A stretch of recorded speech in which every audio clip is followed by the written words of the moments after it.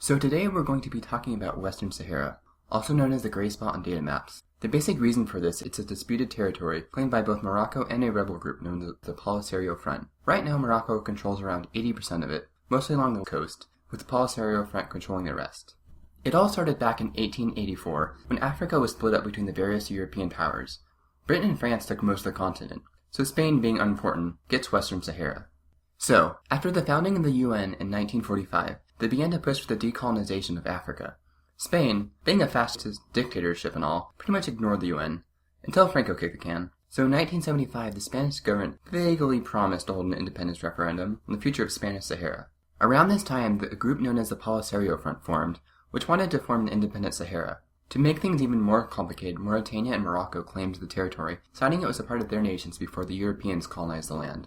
In an attempt to settle the dispute, the International Court of Justice set a verdict saying that while Morocco and Mauritania had historical ties to Western Sahara, it possessed the right to self-governance.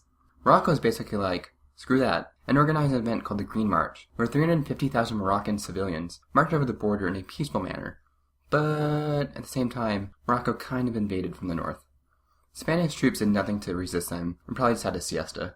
But the Polisario Front did end up resisting the Moroccans. After that, the Spanish government created a tripartite administration, with Morocco taking the northern two-thirds of Western Sahara, Mauritania taking the last third.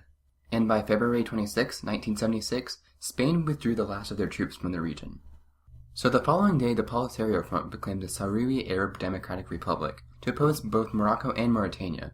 By 1979, Mauritania gave up and signed a peace treaty giving up their claims, but Morocco just ended up claiming that land right after.